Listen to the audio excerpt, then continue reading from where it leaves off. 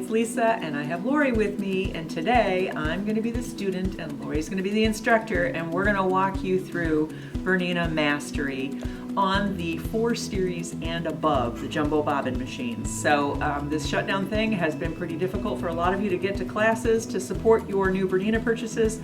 Hopefully this will help. Let's get started. Are you ready to start? Yes, ma'am. All right. Today what we are working on is a BERNINA 790. Everything, the 400 series, 500 series, 7 and 8 is basically going to work the same way that Lisa is doing today. One caveat, the current series 400, Right. so your 440s and 430s will not. Right. The brand new ones. So the 475, 435, 475, 480. So all the ones that have the large bobbin in them and your touch screen will work with this. These bobbins. All right.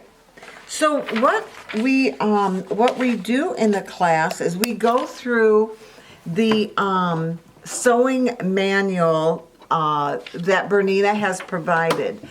And if I'm not mistaken, we are going to put this on our website. Yes. These manuals, there's the manual for the sewing machine, and then there's another manual for the embroidery machine. So we will be adding them to our website where you can download them and have them available to you. If you sit down at the machine, and I've told many of my people in my classes that when you go through this, the very first time when you're in the class, you are going to be somewhat overwhelmed and you will not remember a lot of this. But if you take this manual and you sit down once you get home and you do it page by page, you will be fine. And you will be able to learn your machine. Honestly, the BERNINAs, they are very user-friendly. And, you know, it's a touch screen. It is, once you see how things work, they have done multiple things to make it easier for you. So with that, we're going to start. Now, the very first thing that you're going to, I want you to turn to is page 5 of your manual. And we are going to learn probably one of the most important things that there is on this machine, and that is your cleaning and your oiling. So what I want you to do is I want you to take your bobbin case out. Now, one of the things that I want you to remember also is that when you start, the very first thing you're going to do is take your bobbin case out and set that aside. You can take the bobbin out, and you're going to set that aside. Then inside, we're going to take the hook out. And there's a metal clasp that you're going to push to the left. Yep. And then you're going to drop down that door that holds in your hook. To take the hook out, you're going to grab hold of the center shuttle or center spinner and pull it towards you and then down and out. Okay? All right. So if you look at that, you have a hook at the very top, and you have, and then there are 2 felt pieces, little dots, so they're white in there. Yeah, I think if you can. So there's that felt piece and that right there. And that is the area that you are going to put 1 drop of oil on. Now the very first thing that I would do is I would brush that out with my brush. And I would clean all out. I would look at the back, make sure that there's no lint sitting where you put that hook back in. Really clean out in there. Okay. Do you see all the dirt that came out of there? And so you're going to do that. Then the next thing you're going to do is you're going to put a drop of oil right on those two spots that we showed you.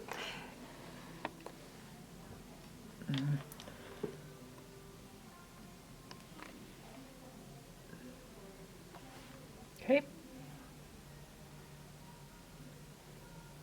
Okay.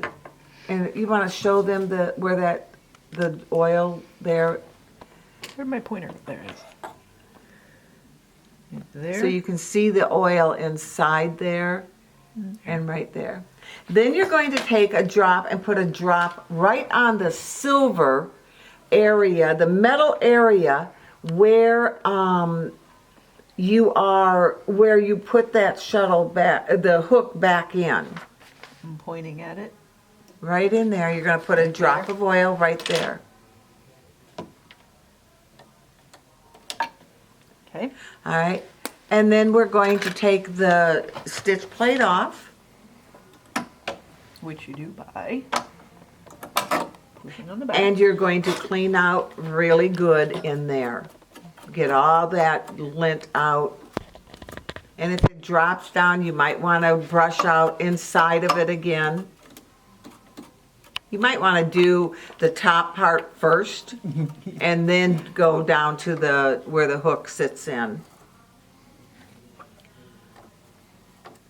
Now, the sensor that reads the bobbin, whether the bobbin is empty or that, is in that that door that comes down. It's right in there. So it's when you shut that, when you shut your lid, go and shut that, yeah.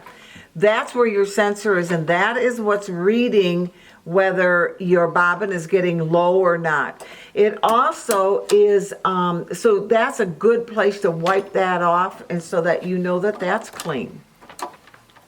All right. Now before we do anything else, we're going to go into settings because I'm going to show you how to clean out your thread cutter. So I want you to go, depending on where your settings are, on a 4 and a 5, you would touch the home button, and then you would go to the gears. There. Yep. And then you would go to the gears. On the 7 and 8 series, you would have the gears right on the front of your machine. You're going to touch them. Then I want you to go to the sewing machine, touch that. And I want you to go to tools, the little wrench thing.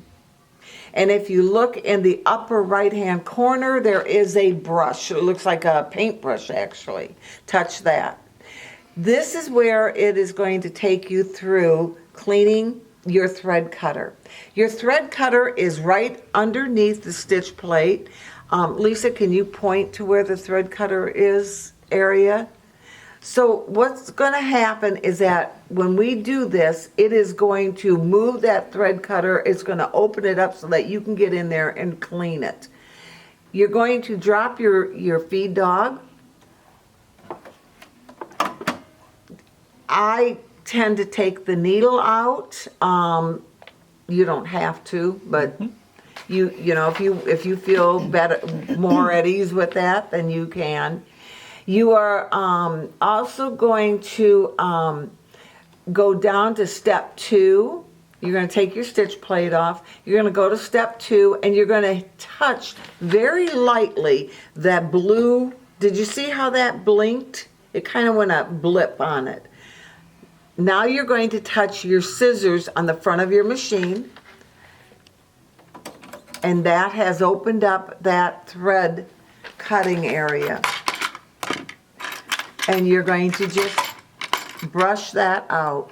What did I do? Oh, there it is. There. And making sure that if there's any loose threads anywhere, you can get them out. A lot of times will take a tweezer if I see some thread and just pull the threads out. Before we, oh yeah, there's a thread right there. Do I have a tweezer? I do. You should.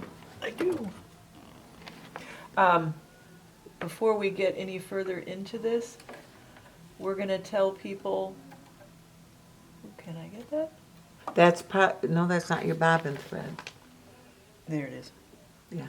Yeah. So So we are going to tell people there is a spring, and I don't know that you can see this, but there is a spring right there. Just a tiny little spring. And that is part of the mechanism that your thread catcher on your right-hand side. So when you activate your thread cutter, the catcher goes on this side and holds your thread so the cutter can come in from this side and cut it. And that little spring is attached to the catcher. And if you get too aggressive down in there with a brush, you can actually pop that little spring out. And we've had that happen a couple of times. So just be careful when you're right in this area. You can clean here, but don't dig and flip. If you dig and flip, you're going to pop that little spring out. now I can look at the back of your needle and I see a lot of thread right there. There you go. So I will even brush the post of where my needle fits in and just get all of the lint off of there. Now, and you want to make sure that any lint build up in the feed dogs, that you've cleaned that real good. Okay? So, we can go ahead and we can go scroll down to step 3. You're going to once again touch that blue section until it does a little, right there, you've seen it. Now you're going to touch the scissors again, and it's going to close your thread cutting mechanism. All right, so that's all there is to that. So now you can close out of that screen. Now I would say, Lisa, what do you say about cleaning? How I do it about weekly. I will kind of thread cutter? Yeah. Yeah. Unless I'm using batting. Oh. And if I'm using batting and or flannels or minky, anything like that. If you're using anything other than cotton. Yeah, I'm going to go in there, and after I'm done sewing, I'm going to clean that out that day. So, just kind of be aware of the fabrics that you're using. Now you can go ahead and you can put back your stitch plate if you want first.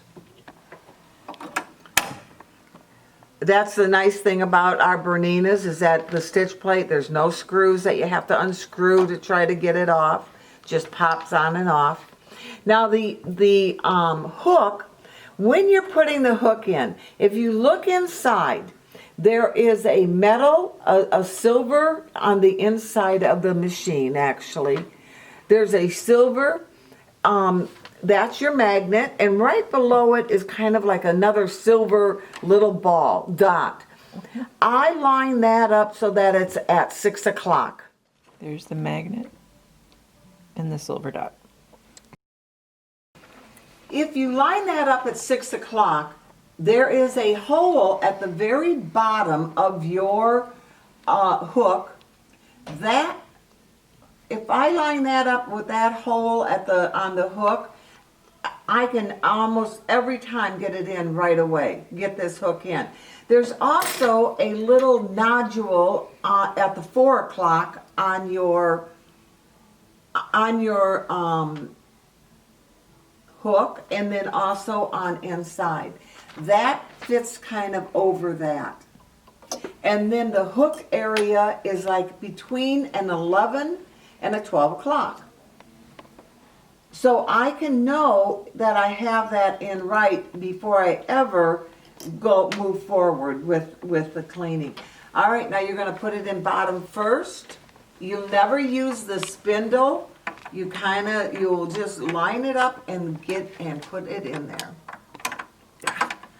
It's hard to do while keeping my hand out of the way. There, okay. So now I can kind of tilt my machine back, and I will do this, and I will look in there and see where that hook is. If that hook is going pretty well up at the top, you know you're okay. Right there. What happens is when you get a 10-10 message, the hook is upside down. And that's what will cause that. So the very first thing you need to do is go in and make sure that the hook of the hook system is up at the top. Okay? That's all there is to that.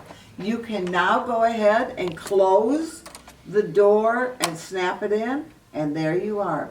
One of the things that I want you to remember is that you always take the bobbin case out first, and you always put the bobbin case in last. Okay? So take the case out first, put it in last. So what she's saying is don't ever take your hook out with the bobbin case in it. Anytime you take the hook out, you want the bobbin case out. It's very difficult to get your bobbin case out of the hook if you take it out together. And it's you'll never, if that door isn't closed, it's hard to get it in there, synced where it needs to be. And then once again, you're in the where you can't get it out. It gets stuck in there. Okay? So that's that. Now you can go ahead, we'll thread your bobbin. And the silver always goes in the case.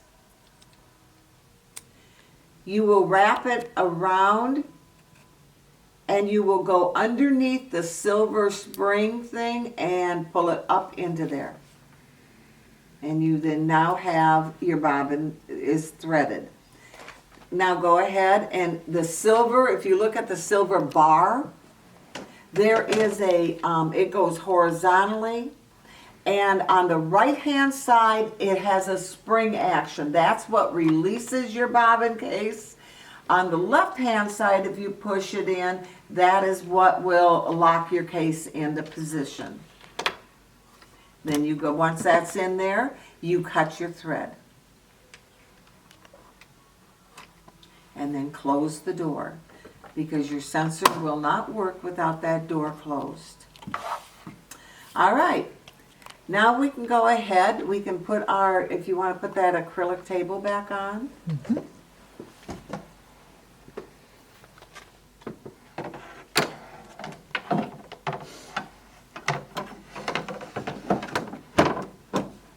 So we've talked about cleaning, we've talked about the stitch plate, we've talked about cleaning the thread cutter. The next thing that I would like to talk about is the presser feet.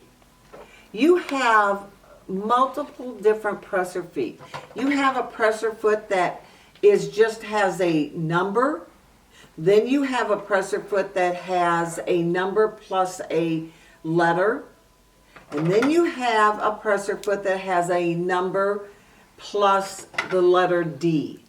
The letter C is for, it stands for, I lost the word, sensor. The D feet, whenever you have a foot with a number plus the D, means that you're able to use the dual feed. You cannot use the dual feed without that D on that foot. It has to be showing the letter D. Also, when you put in a D foot, you must engage the dual feed. Must be set into that for it to work the best. Okay, so just a real quick clarification.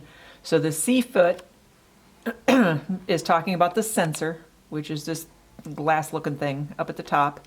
And that's the things that the machines that are capable of figuring out what foot you have on, they will read that sensor, and they will know what foot you have on. If it does not have a C on it, there's no glass thing at the top, then your machine will not be able to read it to tell what it is because there's nothing to read. And then this foot right here with the little house looking back, that's your D foot, and that is for your dual feed. Your dual feed slides through this open space, obviously on a C or a no letter foot. That is solid, so your dual feed could not come through there. It would hit the post. And it won't sew. And it won't sew. And then a lot of the feet that are without number are usually 5.5 millimeter. The other feet are 9 millimeters. Okay, any questions on that one? All right, so raising the feed dogs, let's just kind of look at that one. Okay. Raising the feed dog on the 435 all the way up to a 790. Lowering the feed dog and raising it is on the right hand of the machine, and it's at the bottom towards where you plug in your foot pedal. Okay, so when you're pushing it, you make sure that you push it all the way in, and it will kind of click. If you look at the front of your screen on the left hand side, if the feed dog is down, it will turn yellow. Okay, if you want the feed dog up, push it in, release it.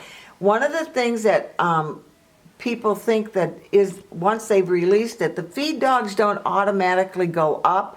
They go up the minute that you start sewing on that. So then they'll raise and be in position.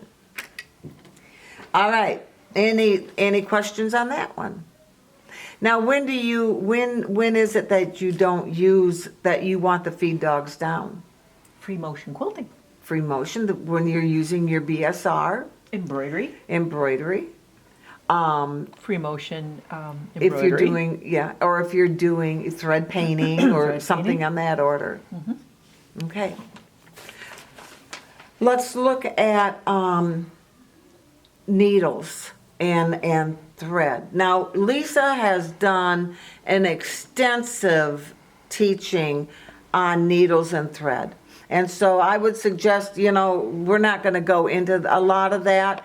Find her YouTube on that, and you will. TNT, thread, needles, tension. Yep. TNT, that is the name of that video. And she's done an excellent teaching on that. So that will really help you. One size needle does not fit all. And neither does thread. A lot of times you use different threads to get different effects. So, okay, Lisa, I would like you to show them how to take a needle out and put a needle back in.